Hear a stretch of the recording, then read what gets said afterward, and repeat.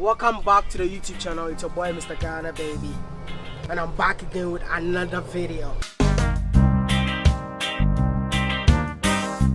In today's video might get a lot of people angry, but you getting angry will not stop me from being honest. I'm not just a vlogger, but I'm here on YouTube for a purpose, and if I don't achieve that, I will never quit this career. For me to leave my engineering career and pick up a camera to send a message across means a lot to me. I am Maya. I mean, I got fans all over. Listen to my message. This is a coconut, and for you to harvest what the quality of fruit that you're looking for, you need to start what? Weeding. You weed the unwanted plants. After that, you can even go extreme by pruning. But if you have this coconut as like in your backyard garden, you can even go extreme of watering this coconut every single day before this coconut what grows. That is my message to my fellow brothers and sisters out there. Listen very carefully. It's about solutions, not the problem, because we've already identified that this is the problem. If you don't water this coconut, it will never give you the fruit that you're looking for. So you need to what? Act. That is what the black community is lacking. Actions. Enough of the talking. I mean, this week has been so crazy. Everyone is talking China is taking our resources. Oh my goodness, how long are we going to continue talking? We already know the problem. What is the way forward? Immigration is not a crime. If you're watching this video, you might be from Ghana, but you're living in the United States. You might be from Nigeria, but you're living in the UK. You might be from Sierra Leone, and you'll be living in China. So a Chinese person moving from China to Ghana or anywhere in Africa is not a crime. Tell me, is it a crime? It's not a crime. But what they are doing in here, ask yourself, who is allowing them to do what they are doing? It's us, the Africans, because as an African man living in China, I cannot just go to any village in China and start digging for gold or digging for any natural resources that belongs to China. It doesn't happen. It's our own selves that are allowing all these things to happen. Almost everyone is angry on the internet, and bloggers and vloggers are taking advantage of the situation. They are sharing old footages that will make you more angry. I mean, I saw a video of people saying that the Tanzanian president canceled the 10 billion loan from the Chinese people. That's an article somewhere 2016. And people are bringing it up, and you think that something is happening? Brother, nothing is happening. All those stories that you've been seeing lately are old footages. I mean, so many people are tagging me in it.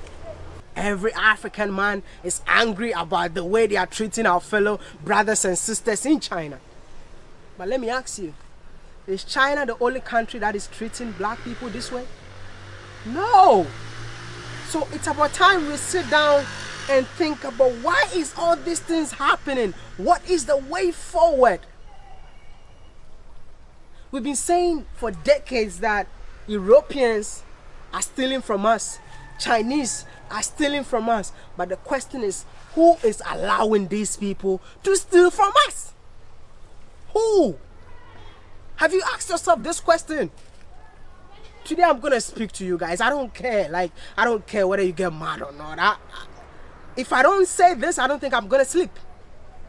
Who is taking those Chinese people to that mining site? These people start doing illegal businesses in Africa. To our government, it's legal. I mean, these people will be destroying water bodies and all that. I'm talking from experience, my own country. Chinese were doing illegal mining, destroying water bodies. But to the people in power, it was legal. But the citizens know that what you are doing is illegal. Because that minister or that governor from that state has a share in it. I did a documentary when I went to an illegal mining site somewhere in Asankagwa in the western region. And let me tell you something. There was a military man who was guarding the Chinese men mining the illegal. I mean, a military man from Ghana. We use our own people to protect them, to steal from us. And when he's going to his country, the same people, the same military men are going to escort this whole thief and take him to the airport, and he flies and go back. We need solutions, not always talking about our problems. This is why I've been saying that Africa needs a second independence. Not from what? Our colonizers, but the people leading the continent. If these people care about the continent so much, why are they not building factories? Why are we exporting our natural resources instead of them building factories and employing people to reduce unemployment in Africa?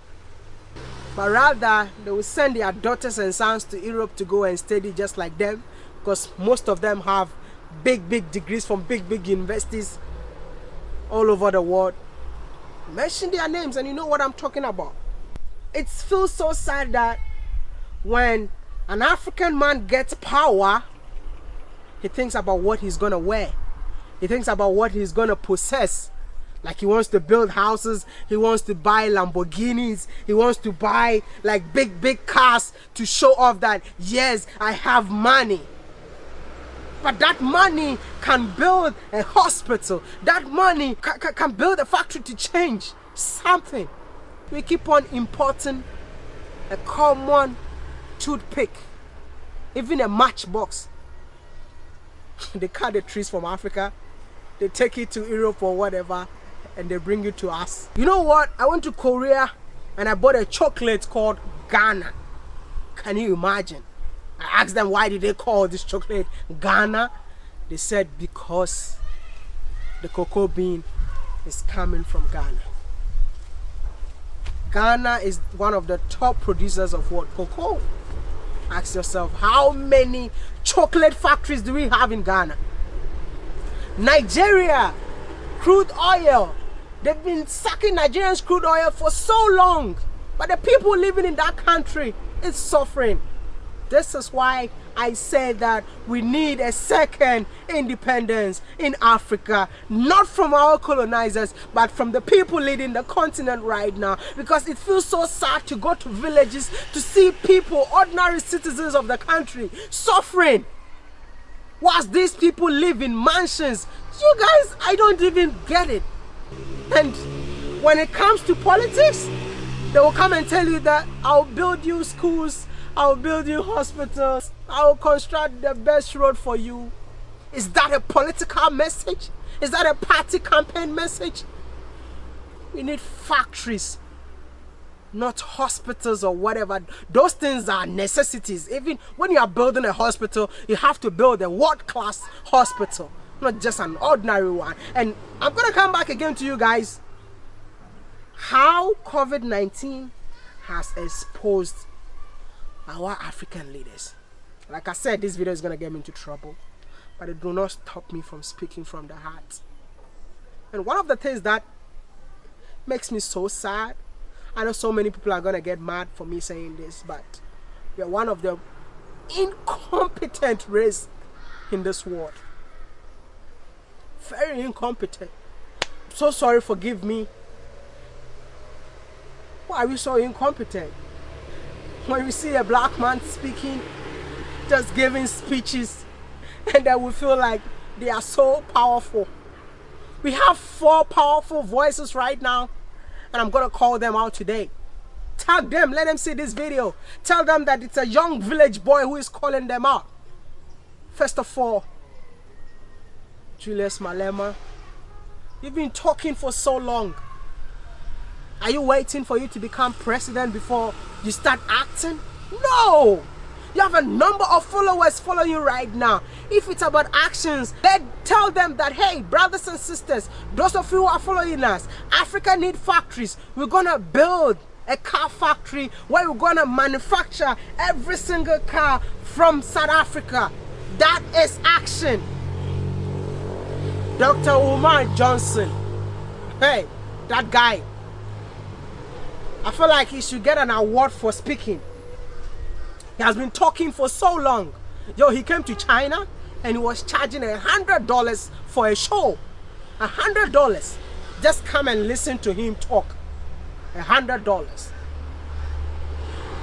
What have you done since you've identified the problems of what? The problems of Africa? What have you done to change the whole situation? What have you done to change whatever is happening? We need actions. Enough of the talking.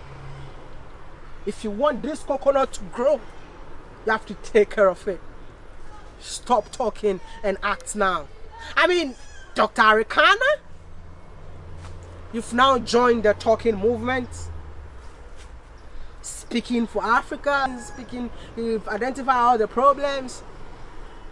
Now you have the love of all the diaspora.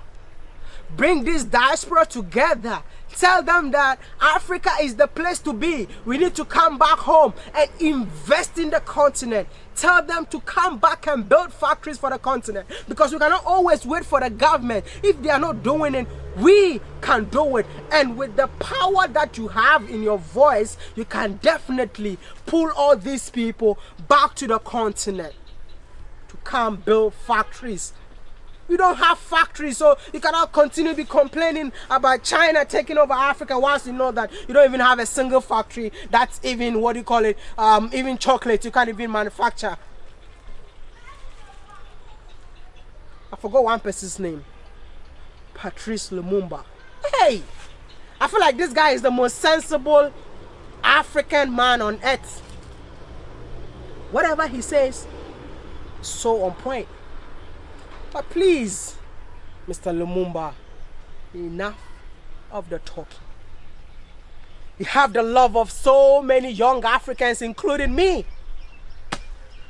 Use your platform to tell Africans that if politicians are not helping us, we have to come together collectively, build factories, because I feel like that is the only solution. If we know that we have factories in Africa, our brothers and sisters will never go to China to get discriminated. This is the message on my heart, and I just want to share with you all. If you agree with me, you can leave a comment. If you disagree with me, I stand to be corrected. If you disagree, feel free and leave a comment. So boy, Mr. Ghana, baby. And if today's your first time seeing this face on your screen, please don't forget to join the family, subscribe, and support the movement.